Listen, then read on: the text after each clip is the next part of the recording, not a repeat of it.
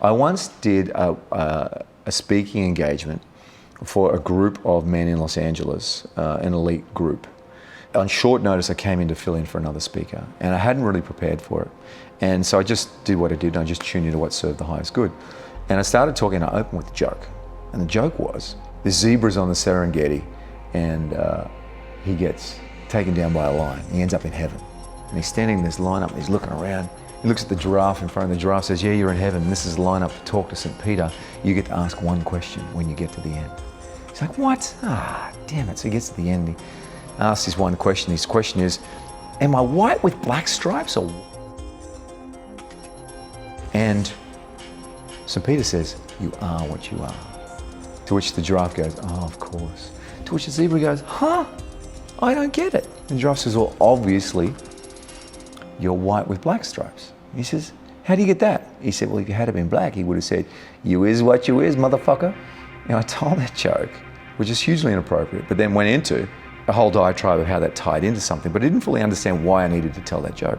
So when I asked for questions, queries, or concerns at the end, a black gentleman stood up who'd only just presented just before me and was having the greatest moments of his life bringing a festival to the US. And he was having true success in and amongst his peers. And he said, if you choose to serve the highest good, why would you tell that racist joke?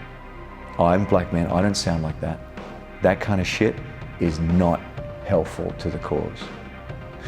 And in that moment, my worst fears were realized. I had offended somebody. That's not my intention, in front of a large audience.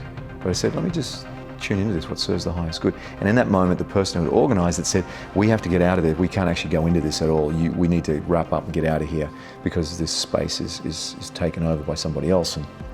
And this theater and blah, blah, blah, blah. And all this pressure was on. And people were like, oh, we can answer it for you. And like, whoa, whoa, whoa. And I regret that I didn't do what I got, which was everybody needs to relax right now because this is why I'm actually here, to show you how this works.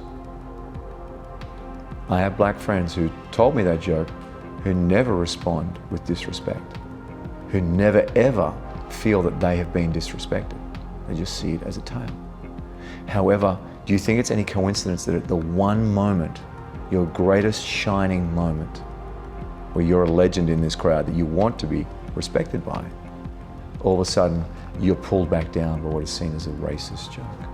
That's what I should have done. And I should have gone in because this is what he does. And I guarantee you, in reading him, I would then be able to show people the exact dynamic, and I could have really connected with him and shown him his dynamic of how he expects to be disrespected and how nothing's going to change. But I didn't. And I truly regret it. I regret it because I didn't serve him. Sure, it was painful for me, but it was a valuable lesson in, no, you get what you get and you hold your ground to the circumstances that are around you. You serve the highest good. And I was embarrassed. I needed to get past that to serve the highest good and give him the insight that could have helped him, because his life could have taken off from that point of understanding that one thing about him that the ego doesn't want to show you, that we all misbehave. We all have misbehaviors. That's the thing. I can't trust anybody. Yeah, dude, because you don't trust anybody. You make it hard for people to trust you so much over and over and over again that they don't want to trust you. Or not enough. So you go out there and you try and be more in every conversation. You're big, you're more, you're loud, you're the life of the party.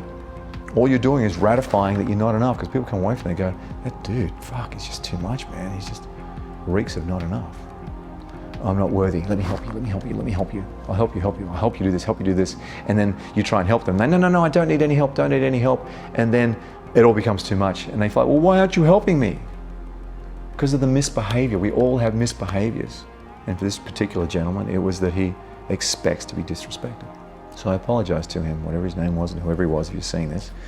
I'd love to have a call with you and show you how you get in your own way. And I hope I can be of service.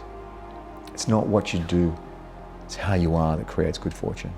It's the meaning of life, and we all have it going on. Understand that. The world's your oyster.